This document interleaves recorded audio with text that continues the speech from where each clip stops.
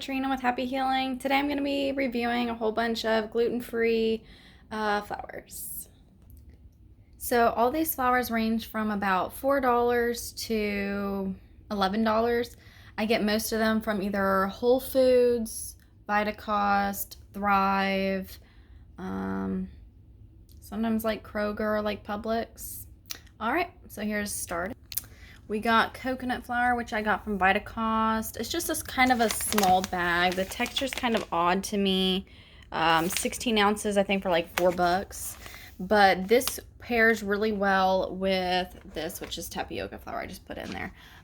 Tapioca flour and almond flour go well together. Tapioca flour and coconut flour go well together. It just helps keep a good texture.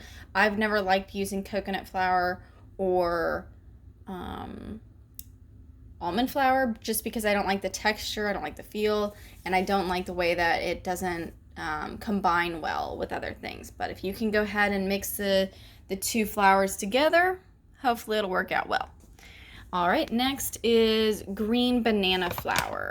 Let's Do Organic is a great brand. I don't remember where I got this from. Might have been Whole Foods or something, I'm not sure. Here's your nutrition facts. Just green flour, no excess gums or whatever. And then I'm sure you might want to see this as well. This is the coconut flour. Again, just coconut flour, 3 grams of sugar. So let's go on to sweet potato flour. Shiloh Farms is also another good brand.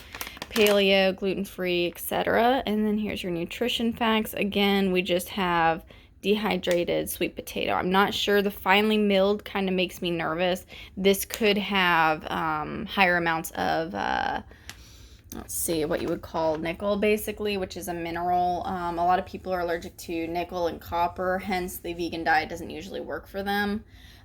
Also reminds me of cassava flour, which I have right here, another paleo. It's from the yucca root, which also is a root plant. So a lot of people with the nickel allergy will be allergic to yucca, beets, sweet potatoes, just ground things.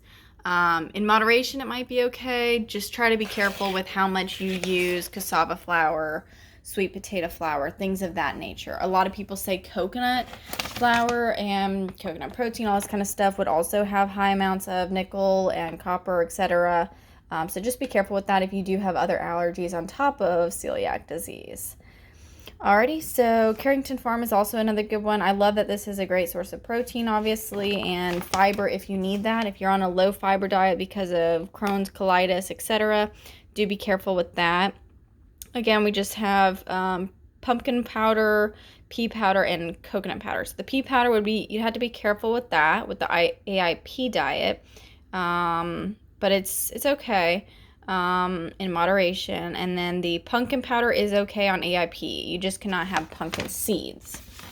So that's good. I like using this, just adding it a little bit to any kind of pancakes or cookies or whatever. So that's good. Tiger nut flour, I do like it. I do feel like it's kind of grainy. Of course, it's grain-free and nut-free because it's paleo. Let's see. Here's your nutrition facts. Trying to find the ingredients. Here's your ingredients way down here. Whole ground tiger nuts. And you can make tiger nut butter with this. So if you don't like the grainy texture of it, or if you don't like it doesn't have, none of these are really high sugar. Let's see how much sugar's in here. 6 grams of sugar. That's actually pretty high. And 10 grams of fiber. Interesting. But yeah, some of these will be kind of bland. And with the AIP diet, you're not really supposed to add sugar to anything. So you can go ahead and add maybe maple syrup on top, just in moderation, of course. But yeah, if you wanted, you could try to make some butter with this instead. That's what I might end up doing. Making some tiger nut butter. Speaking of sweets and stuff, carb powder is something you can have. You cannot have cocoa or chocolate on the AIP diet. Of course, this is, what is that?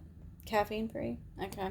Well, I'm pretty sure it's gluten free. Yeah, it's gluten free, vegan, blah, blah, blah.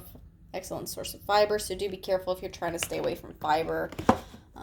Here's the nutrition facts. roasted carrot powder, good stuff.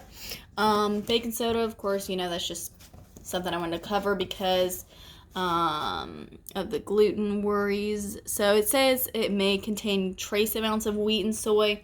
It's just kind of like a legal disclaimer, so do be careful with that. So you could also use baking powder instead if baking soda bothers you more. Of course, this is gluten-free as well. The only worries I have with this is that it's basically in like a tin can kind of thing.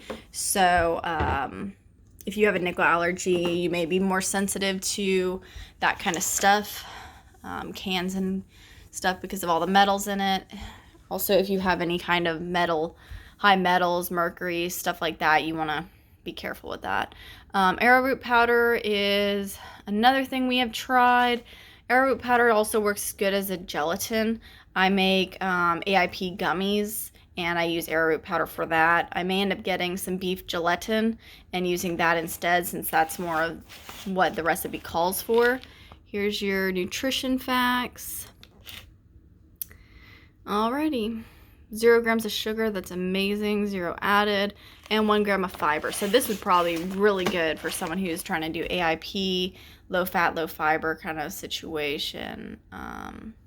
Alright, well that's my review, and I hope this well, and good luck, and happy baking, and happy healing. Bye.